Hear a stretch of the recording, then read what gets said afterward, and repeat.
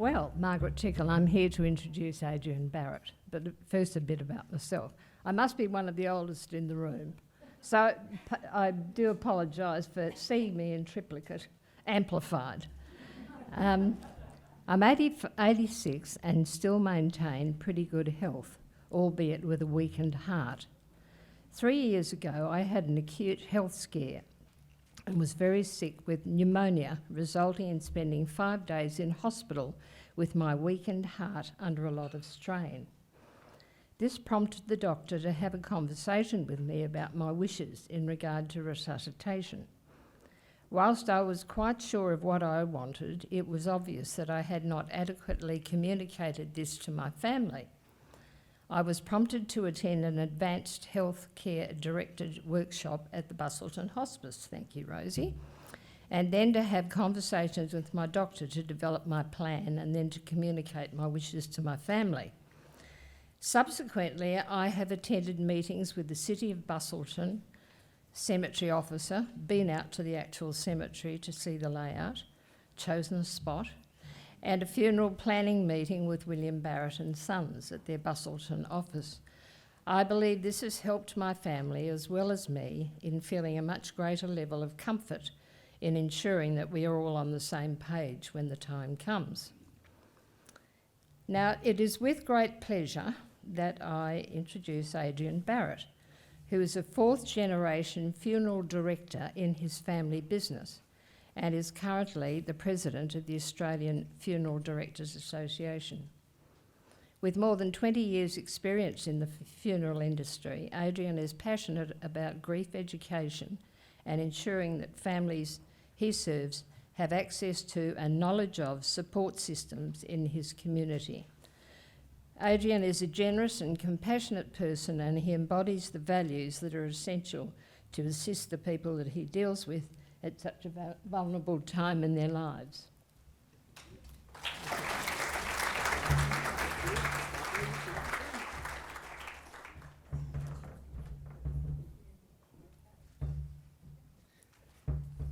Thanks very much, Margaret. That's a very nice introduction, thank you. I'm just going to get myself set up here.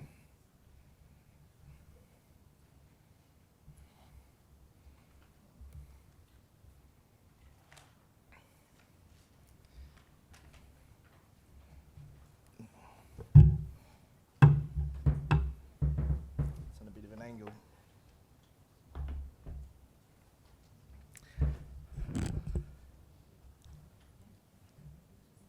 I've got my slides up.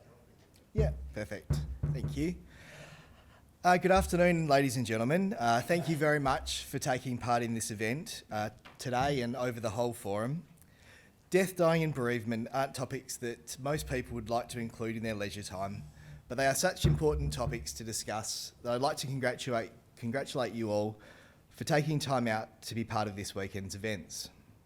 Compassionate Communities has done such an amazing job in opening these types of difficult conversations and is empowering our community with knowledge and conversation on difficult but life-changing topics. I'm not an expert in grief, although there are many people here today that are, but I am very experienced in funerals and helping families arrange and conduct funerals. So I thought today I'd speak to you about the funeral ritual itself, its history, its changes, and the impact that the funeral ritual has on moving forward into a new reality after the death of a loved one. Knowledge is power, and having an understanding of the ritual and how various aspects of this special once-in-a-lifetime event can help our loved ones move forward in their grief is what I've devoted my life to, and sharing my experience is the best way that I can assist. As Margaret kindly mentioned, I've been a funeral director for 23 years, and currently I'm the National President of the Australian Funeral Directors Association. And due to my day-to-day role, I meet families on a day-to-day basis that have experienced the recent death of a loved one, and I'm very passionate about how we honour those people's lives in a way that helps their family transition into a healthy future without them.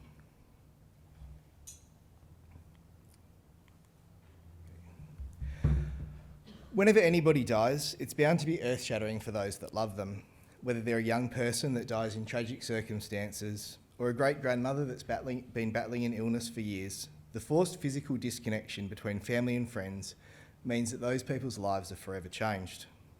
We all know that death is a certainty, so what events like today's can offer us is an opportunity with a clear mind to think about what might be right for us or for our loved ones when the time comes when we're forced to plan a funeral, or how we might be able to help others that are having to make those difficult decisions. And there are lots of people that can help navigate the death of a loved one. There's informal networks like family and friends, neighbours and colleagues, and more formal services like medical professionals, counsellors and psychologists. The way that we fit in as funeral directors is that we help a family to create a ritual and a ceremony that is both meaningful to the person that has died and to their loved ones left behind at that inflection point of a death in those people transitioning into a new reality.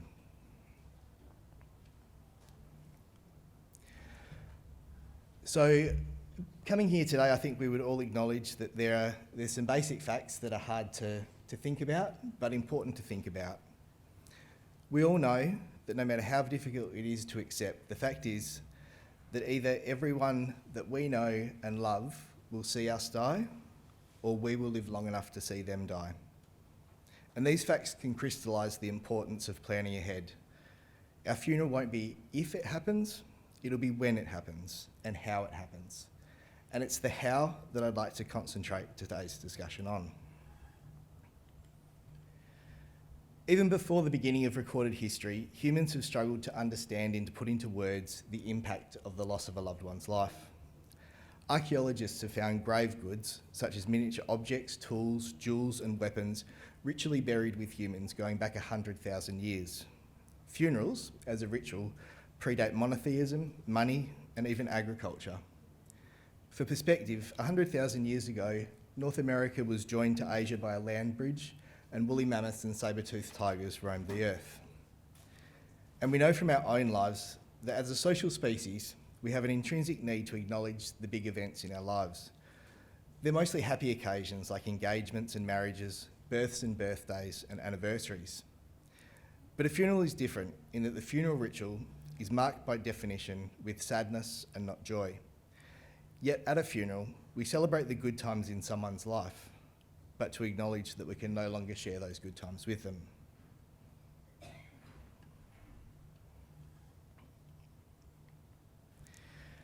So it's obviously a deeply ingrained human need to mark a loved one's death by performing a ritual or ceremony, so those left behind can move forward in their lives without their loved one in it. And as societies become more secular, rituals may have lost some of their perceived value. A movement away from organised religion and improvements in healthcare mean that people are less exposed to rituals generally and also to funerals less often. The importance of things that used to be done out of habit are becoming challenged. In response to this, Dr. Alan Woolfelt, the founder and director for the Centre of Loss and Life Transition in Colorado, and author of dozens of books on grief and bereavement, has developed the following model on why humans have had funeral rituals since the beginning of time. So from the top, Dr. Woolfelt outlines, firstly, integration, which is the acknowledgement that we're part of something bigger.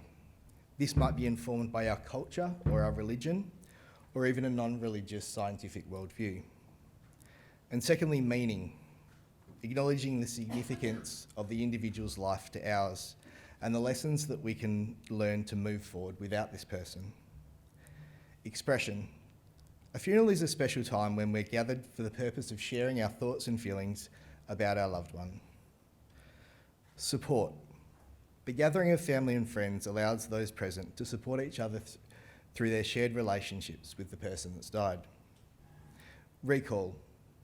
A funeral is a place to remember who the person was in their essence and share our stories, anecdotes and feelings. And finally, reality. The acknowledgement as a community that the death has occurred, and from this point forward, our lives are forever changed.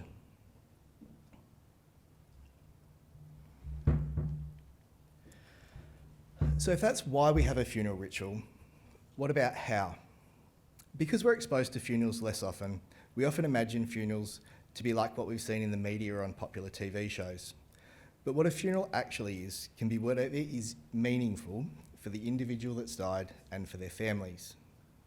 For some, it might mean a traditional Catholic Mass at the cathedral, and for others, it might mean a gathering at a sporting club or a park.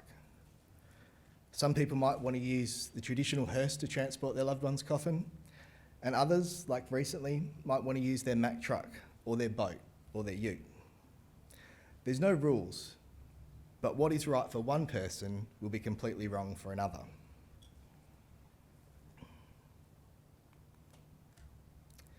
The ritual and ceremony to mark a death has changed thousands of times and in thousands of ways, from culture to culture and religion to religion. How the ritual is conducted is less important than the ritual is a point of transition. In the thousands of funerals that I've been involved in helping to plan, the most meaningful of them are representative of the person whose life has ended. They honour the person. Secondly, they include the participation of family and friends, either through simply being there for support or by taking some sort of active role in the service. They recall the person's life, or as we say, they celebrate the person's life. And one thing which we sometimes avoid in modern culture is they also provide an opportunity to mourn the death. Strobe and Schutt in 1999 proposed the dual process model of grief, an oscillation between loss-orientated and restoration-orientated behaviours. While too much of either can be unhealthy, a balance between the two can provide growth. And I think in a microcosm, this applies to funeral services as well. A funeral can be too restoration-oriented, too focused on being happy and moving on, but it can also be too loss-orientated, too mournful and dwelling in sadness. I think a meaningful funeral should acknowledge both, the grief that the death brings, but also the restoration and moving forward into a changed reality.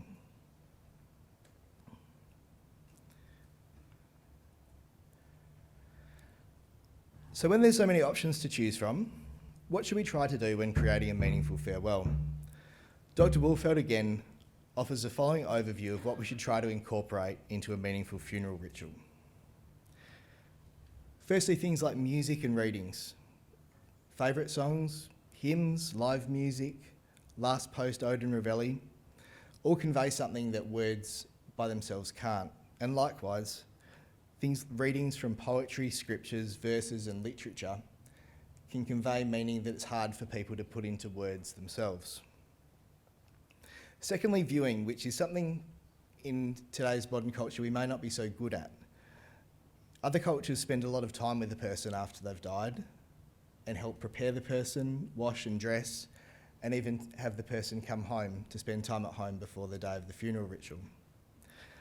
I think spending time with the person that's died can be very helpful in helping the family left behind confront the reality of death, allowing people to talk to them, to say the final things that are on their mind and that they've wanted to say, and to say their final goodbyes. Eulogy and remembrance.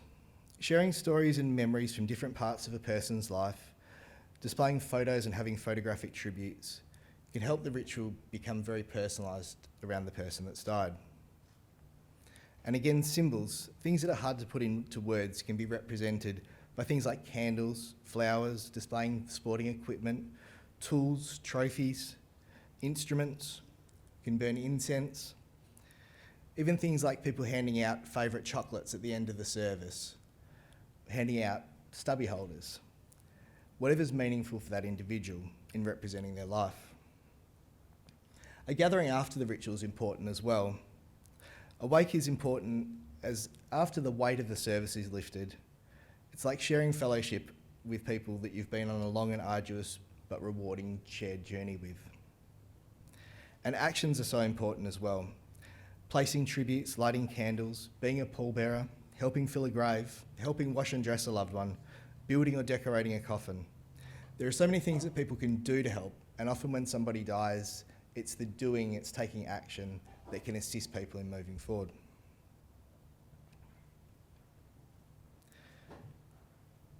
So in practice, I'd just like to share 3 examples of funeral rituals that we've helped families create in the last month. They're going to be very different, but they're all going to have some similarities as well.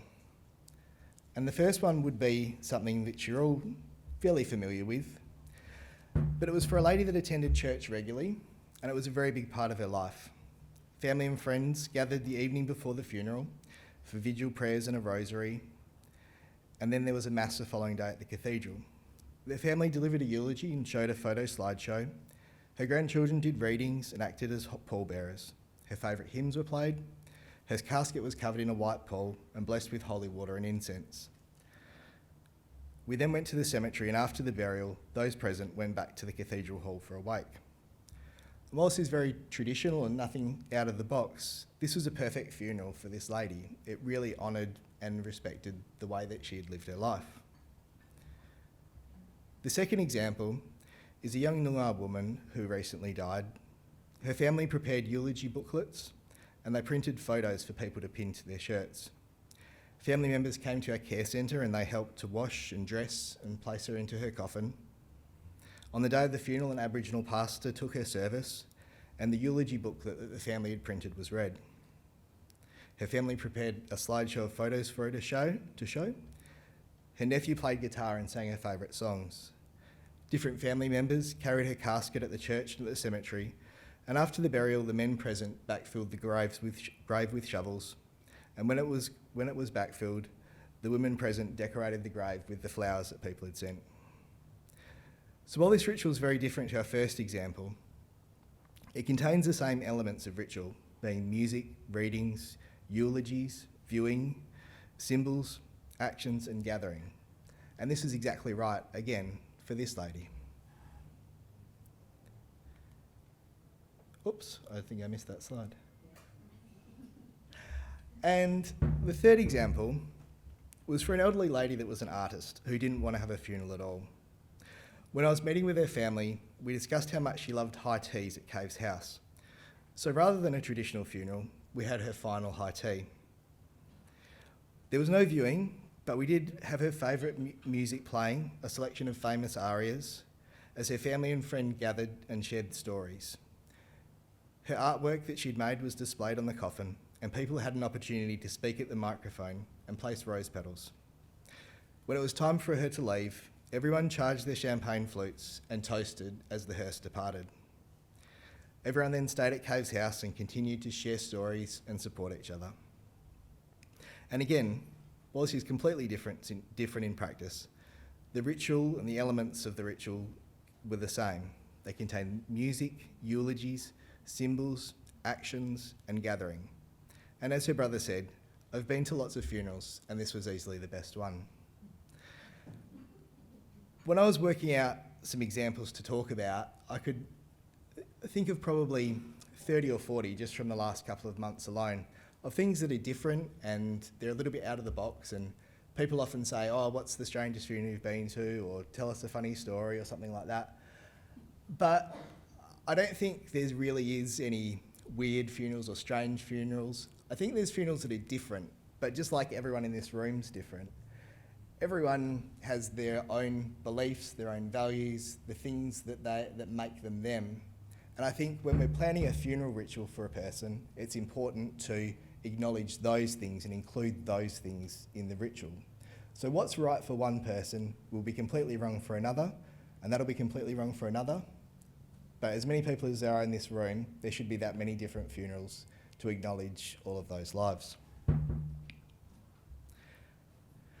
So I've just got was that a 1 minute or was that a time up? That was a time up, okay. All right.